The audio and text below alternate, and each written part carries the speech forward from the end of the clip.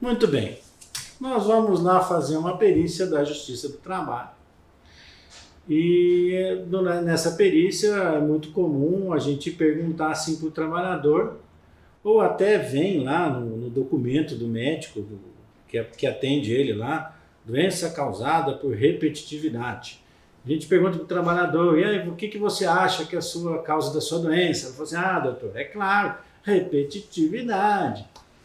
Muito bem. Mas quando a pessoa diz repetitividade, ela efetivamente sabe o que é repetitividade? Você médico do trabalho, você técnico de segurança, você ortopedista, sabe como se define, como se caracteriza a repetitividade do ponto de vista de ergonomia? Não? Então vamos ao nosso tema de hoje sobre repetitividade.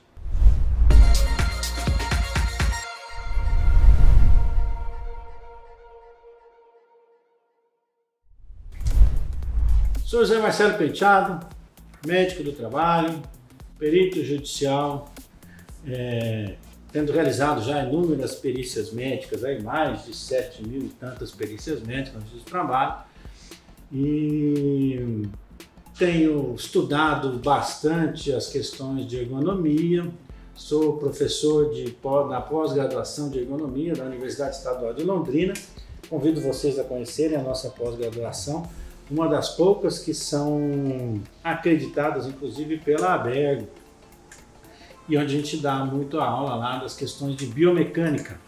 E eu venho falar para vocês sobre a questão da repetitividade. E eu queria quebrar alguns paradigmas, tentar trazer algumas informações que são de extrema importância para o médico do trabalho, para o ortopedista, etc. Muito bem. Como que funciona a bomba muscular? Então nós temos os nossos músculos. Os nossos músculos, você tem lá músculo liso, estriado cardíaco, músculos estriados, etc. E esses músculos eles vão trabalhar através de contração, que é aquilo que a gente chama de bomba muscular. O que é isso? Então toda vez que eu vou fazer um movimento, qualquer movimento que eu for fazer, o músculo vai ter uma contração. Por que ele precisa contrair? Para eu poder levantar o braço, elevar o braço, etc. e tal, mexer minha cabeça. Então, para qualquer movimento que eu vou fazer, o músculo vai contrair e o tendão vai fazer com que essa estrutura anatômica, essa área anatômica se movimente. Então, ele vai trabalhar com a contração. Na hora que ele faz essa contração, o que acontece? As artérias que nutrem esses tendões e esses músculos, elas se fecham, porque o músculo se contrai. Então ela fecha, diminui a irrigação, a circulação para o tendão, etc. e tal. E em seguida o músculo relaxa. Quando esse músculo relaxa, eu aumento essa circulação local. E todo movimento que eu vou fazer vai ter uma série de contrações e relaxamentos. E qual que é a importância desta contração e relaxamento? Esse movimento de bomba muscular faz com que eu aumente a circulação nas áreas que vão ser necessárias.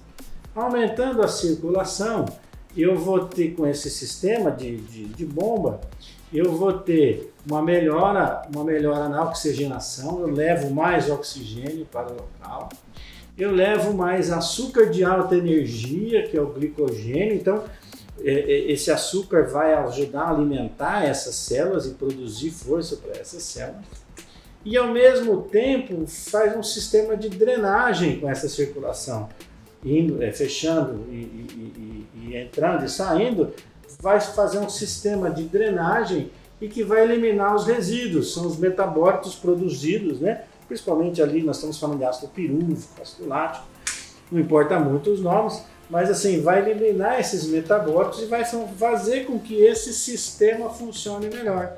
Então essa é a bomba muscular. E eu posso ter dois tipos de atividade, uma atividade que eu chamo de aeróbia e atividade anaeróbia. O que é isso? Quando eu tenho esse meu sistema de bomba funcionando, eu vou ter uma atividade aeróbia. Ou seja, estou levando oxigênio, estou levando glicogênio, estou levando tudo isso. E vocês já ouviram falar que as atividades aeróbias são muito boas para o nosso organismo. Mas, em determinadas situações, eu vou ter uma atividade anaeróbia e essa é ruim. O que é? Quando eu vou ter a contração, quando eu vou fazer uma força e eu tenho a contração da musculatura, levando a isquemia sem o relaxamento. Então, é essa diferença que a gente fala de um trabalho repetitivo e de um trabalho estático. O trabalho estático eu tenho a contração, mas eu não tenho relaxamento. E qual que é o grande problema? Quando eu estou fazendo a contração, eu não preciso de mais oxigênio, mais glicogênio aqui dentro, mas não vem. Então o que acontece? Eu fico me mantendo contraindo, e em vez de ter essa atividade de chegar ao oxigênio, eu não tenho. Então eu passo a fazer uma atividade anaeróbia, sem oxigênio. E aí o organismo, e sem glicogênio, sem nada, e o organismo vai utilizar dos seus meios para produzir energia. E com isso acaba produzindo um tal de ácido lático, que é o que vai causar problema de dores, etc. e tal. Então, o trabalho estático em anaerobiose é muito pior do que o trabalho repetitivo. Ou seja, o trabalho repetitivo ele é melhor do que o trabalho estático. Como é que eu defino repetitivo e estático? A ISO 11226 vai falar lá que trabalhos repetitivos eu vou começar a pensar quando eu vou ter uma contração por mais do que 4 segundos. E o trabalho repetitivo, uma contração menor do que 4 segundos. Então, por exemplo, eu vou levantar meu braço e abaixei meu braço. Eu levantei meu braço, eu abaixei meu braço. Esse movimento que eu mantive contraído demorou menos que 4 segundos? Sim, então foi um movimento repetitivo. Agora eu levantei meu braço. 1001, 1002, 1003, 1004, 1005. Pô, já não é mais repetitivo. Eu já passei a ter um trabalho em posição estática. Essa posição estática é muito pior do que o trabalho. Quanto tempo você consegue ficar assim com o braço levantado? Se você for tentar na sua casa, você vai ver que daqui a pouco você vai começar a sentir dor e você vai ter que abaixar o seu braço, ok? Então, é esse o paradigma que eu queria mudar. Trabalho repetitivo é ruim para a saúde? Não, muito pelo contrário, trabalho repetitivo é bom, desde que seja feito num ritmo, numa frequência e numa duração adequada. Então não adianta o médico que atendeu o paciente falar assim, não trabalhar com repetitividade. Eu falo assim, meu querido, não trabalhar com repetitividade quanto? Porque uma repetitividade feita num ritmo adequado é bom para o paciente. Eu tenho como médico do trabalho, quando eu chego no ambiente de trabalho, a primeira coisa que eu vou ter que fazer é eliminar as posturas. Então, se eu tiver postura estática, eu tenho que começar aqui que eu tenho que fazer para tirar a postura estática.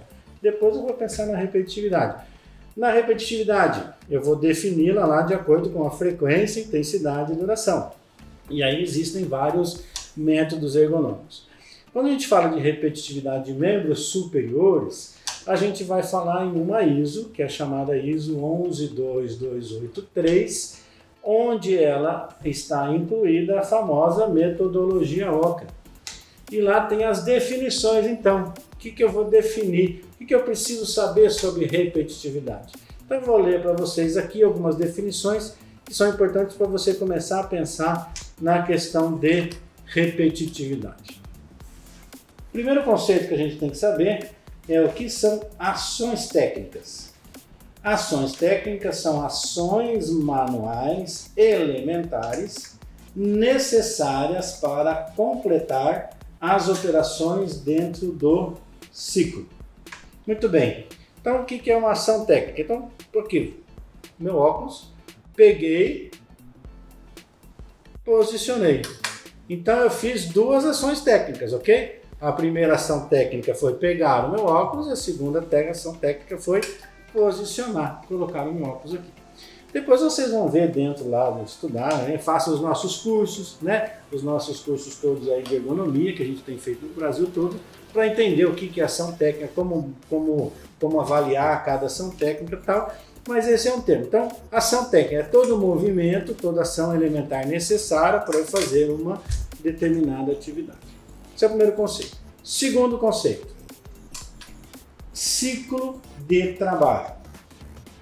Sequência de ações técnicas que são repetidas sempre da mesma maneira. Então, eu vou fazer lá um ciclo de trabalho. Qual que é o meu ciclo de trabalho? Eu vou pegar esse óculos, vou examinar esse óculos, vou apertar e vou posicionar, ok? Aí chegou outro óculos, vou pegar o óculos, vou examinar o óculos, vou apertar, estou dando um exemplo só, vou posicionar, vou pegar o próximo óculos. Então isso é um ciclo de trabalho. Você viu que em cada ciclo de trabalho eu desenvolvi uma série de ações técnicas, ok? Então, o que eu vou analisar? Eu vou analisar qual é o meu tempo de ciclo de trabalho e quantas ações técnicas eu fiz dentro deste ciclo de trabalho. Beleza? Vamos para a terceira definição aqui. Terceira e quarta definição, eu vou falar as duas juntas. Tarefa repetitiva é a tarefa caracterizada por ciclos repetitivos de trabalho. E repetitividade, aí temos então a definição de repetitividade.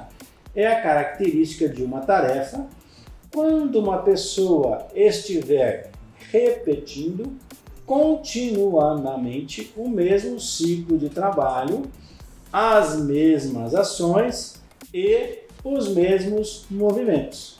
Muito bem, então temos a definição então aqui do que é uma repetitividade.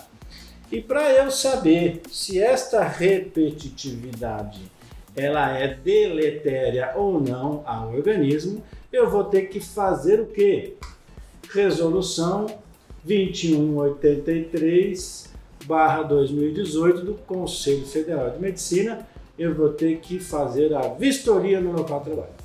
Fazendo a vistoria no local de trabalho, eu vou ter que aplicar ferramentas ergonômicas para definir se eu tenho repetitividade ou não. Para membros superiores, eu vou aplicar a ferramenta ergonômica melhor aplicável, é a ferramenta OCRA. Então, eu vou aplicar essa ferramenta para saber o que eu tenho lá de possibilidade de lesões lá para membros superiores. Então, vou identificar o risco de repetitividade para membros superiores. Vou fazer o Job Strain Index, que é para a repetitividade de extremidades distais dos membros superiores. Então, para cada uma das atividades, para cada atividade, para cada tipo de situação, eu vou aplicar uma ferramenta ergonômica onde eu vou efetivamente definir a repetitividade. É importante a gente lembrar, Paracelso já dizia o seguinte, há muito tempo atrás, tudo é veneno, nada é veneno, depende da dose. Nós, em medicina do trabalho, em ergonomia, em qualquer outra área da saúde ocupacional, risco físico, químico, biológico, ergonômico, qualquer uma dessas áreas, nós vamos falar sobre fator de risco e a identificação do fator de risco vai depender do que eu costumo dizer que é FIDE, frequência, intensidade e duração. Então, quando eu vou avaliar a repetitividade do meu ambiente de trabalho, eu vou ter que determinar com qual frequência que ele é feito, quantas ações técnicas por minuto são empregadas, com qual intensidade que é feito, com qual duração, qual o tempo da atividade que é feito na sua jornada de trabalho, né? Um dos maiores ergonomistas do país, pessoa de extrema capacidade, extrema inteligência, o Dr. Hudson de Araújo Couto, ele costuma dizer que Em resumo, o braço foi feito para levantar, o joelho foi feito para dobrar, a coluna foi feita para dobrar, para flexionar. E só você ter essa atividade não quer dizer que você tem um risco. O risco vai depender da frequência com que ele é feito e da duração com que ele é feito. Nós temos lá, por exemplo, o checklist da OSHA proposta por Silverstein em 1997. Ele é interessante que ele fala o seguinte, ele começa a falar em possibilidade de risco se eu faço com mais do que 2 horas da jornada de trabalho, né? Então, doutor, você trabalhava quanto? Eu trabalhava meia hora fazendo isso aqui. Pô, você trabalhava meia hora fazendo isso aqui, 7 horas e meia sem fazer nada, essas 7 horas e meia vão falar sobre, vamos dizer que você não tem possibilidade de lesão. O próprio Dr. Hudson, que eu já foi citado agora há pouco, ele vai falar do seu famoso índice Thornton, né? Onde você vai falar das taxas de ocupação, quanto tempo ele está trabalhando disposto ao risco e quanto tempo ele não está trabalhando disposto ao risco. Então, o que eu queria deixar como conclusão é que trabalho repetitivo não necessariamente causa doença, muito pelo contrário, muitas vezes um trabalho com uma repetitividade dentro de um ritmo adequado é muito bom para a saúde do trabalhador. Nosso grande problema é a postura estática e para identificação da repetitividade, não pode o médico, dentro do seu consultório, informar que ele trabalha com repetitividade. Deve ir ao local de trabalho, aplicar as ferramentas ergonômicas necessárias para identificar a existência ou não do risco. Isso é importante para o perito. Infelizmente, eu tenho visto alguns laudos de alguns colegas que fazem o nexo causal sem nunca ter visitado o local de trabalho e sem nunca ter feito uma mínima análise ergonômica da atividade. E algumas justificativas, me perdoem a palavra, muito pífias, que é o médico perito da Justiça do Trabalho dizer assim, eu não sei ergonomia, então eu não vou lá no local de trabalho. Como assim o médico do trabalho não sabe ergonomia? Como assim o médico do trabalho não sabe ergonomia? Terceira vez. Como assim o médico do trabalho não sabe ergonomia? Tem que saber. Ou não é médico do trabalho, ok? Essa é uma especialidade que nós temos que estudar muito e saber muito, entre elas, todas essas questões ergonômicas. Ok? Muito agradecido. Espero tê-los nos nossos cursos aí do Instituto Imersão, no nosso site. Visite o nosso site, as nossas aulas online, as nossas aulas em AD. Esteja nos acompanhando aí na nossa rede social. Um abraço, até a próxima.